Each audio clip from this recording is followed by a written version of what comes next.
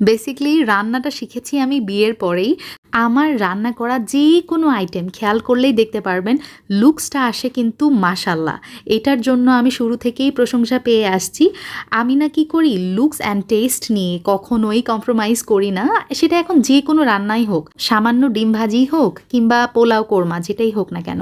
তবে এটা একদিনে আসেনি, আমি অনেক কিছু এক্সপেরিমেন্ট করতে করতে এটা আসছে। তো আজকে সেই গোপন কিছু এক্সপেরিমেন্ট আপনাদের সঙ্গে শেয়ার করব, যেটা ফলো করলে আপনাদের তরকারিও হবে আমার মতো আকর্ষণীয় এবং মজার। So without any further delay let's start our cooking.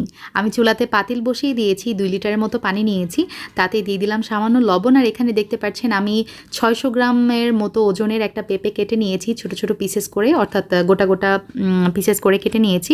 এখন পেঁপেগুলো সিদ্ধ করে নিব গরম পানিতে 5 মিনিটের জন্য। তো 5 মিনিট হয়ে গেছে, আমি পেঁপেগুলো তুলে ফেলছি। এখন একটা কড়াইয়ে আমি দিয়ে দিচ্ছি 3 টেবিল চামচের মতো তেল। এটা আমি সয়াবিন তেল ব্যবহার করেছি। তেজপাতা 3টা, এলাচ দিয়েছি 4টা, লং আছে, আর কালো এলাচ আছে 2টা, আর দারচিনি 3 টুকরো। আমি এটা তেলের মধ্যে দিয়ে দিলাম। কিছুক্ষণ ভেজে নেওয়ার পর সুন্দর একটা স্মেল বের হলে আমি দিয়েছি পেঁয়াজ কুচি 1 কাপ। পেঁয়াজ কুচি সহ সব কিছু ক্যারামেলাইজড হওয়া পর্যন্ত ভেজে নিব। আর তারপর আমি এখন অ্যাড করে দিচ্ছি পানি, এখানে আছে 1/2 কাপ পরিমাণ।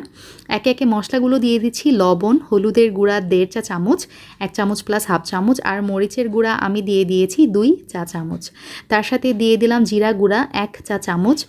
আদা এবং রসুন বাটা মিলিয়ে আমি এখানে ইউজ করেছি 3 চা চামচ, অর্থাৎ 1.5 চা চামচ আদা বাটা এবং 1.5 চা চামচ রসুন বাটা। এখন সবগুলো মশলা খুব ভালোভাবে একত্রে কষিয়ে নিব। আর এই কষানোর ওপরেই কিন্তু কালার অ্যান্ড টেস্টটা অনেক অংশে ডিপেন্ড করে। এই ধরেন 70% কিন্তু এর ওপরে ডিপেন্ড করবে। বেশ একটু সময় নিয়ে চুলার আঁচটা মিডিয়ামে রেখে আমি নাড়াচাড়া করে এভাবে কষিয়ে নিয়েছি, এবং দেখতেই পাচ্ছেন তেলের ওপরে কিন্তু মশলাটা সম্পূর্ণ চলে আসছে। পানি দিয়ে দিলাম 1/2 কাপ। আর এইদিকে আমি একটা চিকেন নিয়েছি, এটা সোনালি মুরগি বলে, আবার অনেকে পাকিস্তানি মুরগি বলে। আমি রেগুলার পিসেস করে কেটে নিয়েছি। আমি সম্পূর্ণ একটা মুরগি দিয়ে দিচ্ছি এই গ্রেভির মধ্যে। আর এই চিকেনের ওজন প্রায় 700 গ্রামের মতোই হবে। যাই হোক, এখন আমি চিকেনটা খুব ভালোভাবে মিক্স করে নিব এই গ্রেভির মধ্যে, আর কিছুক্ষণ জাল করে নিব। যখন পানিটা একটু শুকিয়ে আসবে তখন আমি অ্যাড করে দিচ্ছি এই পেঁপেগুলা, যেটা আমি একটু আগেই সিদ্ধ করে রেখেছিলাম। তার পরপরই আমি অ্যাড করে দিচ্ছি ওই যে আলু। একটা বড় সাইজের আলু আমি নিয়েছি, সেটা ছোট ছোট পিসেস করে কেটে আমি মিলিয়ে নিচ্ছি। আলু চাইলে আপনারা ইউজ করতেও পারেন, নাও করতে পারেন, তবে আপনাদের ভাইয়া সব তরকারিতে আলু পছন্দ করে, এই কারণেই আমার ইউজ করা। আর এখন আমি কষিয়ে কষিয়ে দেখতেই পাচ্ছেন এই তরকারির ঝোলটা সমস্ত শুকিয়ে ফেলেছি। এখন আমি অ্যাড করে দিব 1 কাপ পরিমাণ গরম পানি। তরকারিতে কিন্তু গরম পানিটা ইউজ করা খুবই জরুরি। তাহলে কি হয়, তরকারির কুকিং প্রসেসটা স্টপ হয় না, চলতে থাকে, এবং খুব অল্প সময় তরকারিটা রেডি হয়ে যায় বা কুক হয়ে যায়। তো আমি ঢাকনা দিয়ে 10 মিনিট জাল করেছি, অনেকখানি ঝোল কমে গেছে দেখতে পাচ্ছেন।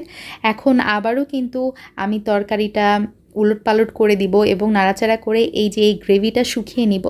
যখন তেলের উপর চলে আসবে, খেয়াল করেছেন নিশ্চয়ই তরকারির চারিপাশ দিয়ে তেল বেরিয়ে গেছে, তখন আমি যেটা করব, গরম পানি এখানে অ্যাড করে দিব 2 কাপ পরিমাণ। এটাই কিন্তু আমার ঝোল থাকবে, দ্যাটস ইট। আমি কিন্তু আর কোনো পানি অ্যাড করব না, কিছু না।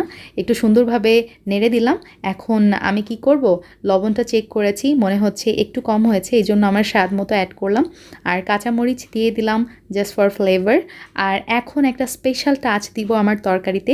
এই টাচটা দেওয়ার ফলে আমার তরকারির টেস্ট অ্যান্ড লুকস পুরাই চেঞ্জ হয়ে যাবে। আপনাদেরকে দেখিয়ে দিচ্ছি, অনেকেরই কমপ্লেন থাকে যে পেঁপের তরকারি মানেই হচ্ছে রোগীর তরকারি, বাট পেঁপের তরকারি যে এত মজা করে রান্না করা যায়। দেখতে পাচ্ছেন 2টা কাঁচামরিচ, 1 চা চামচের মতো জিরা, আর একদম সামান্য 1/4 টিস্পুন নিয়েছি লাল মরিচের গুঁড়া, সেটা কিছুক্ষণ ভেজে নিলাম। আর এই তেলটা আমরা দিয়ে দিলাম তরকারির মধ্যে। এটা একটা বাগার হয়ে গেল আমার তরকারির জন্য। আর এই জিরার জন্য, এই শুকনা মরিচের জন্য কি যে নাইস একটা ফ্লেভার আমার তরকারিতে অ্যাড হবে। আমি ঢাকনা দিয়ে চুলার আঁচটা একদম অফ করে রেখে দিব এভাবে 10 মিনিট। তারপরে 10 মিনিট পর আপনারা নিজেরাই দেখুন যে এটা যে পেঁপের তরকারি। আপনাদের ভাইয়া ফার্স্টে বুঝতেই পারে নাই যে এটা যে আমি পেঁপে দিয়ে রান্না করেছি। এতটাই মজা হয়েছে আর এতটাই ইউনিক। এই টিপসগুলো কিন্তু হোটেলেও ফলো করা হয়। আর আমার মতো যদি বাসায় আপনারা এই টিপসগুলো ফলো করেন, তাহলে আপনাদের রেগুলার রান্না হয়ে যাবে special. So what you think about my today's recipe, you can comment me below. ইনশাল্লাহ আবার দেখা হবে খুব শীঘ্রই। সেই পর্যন্ত আল্লাহ হাফেজ, আসসালামু আলাইকুম।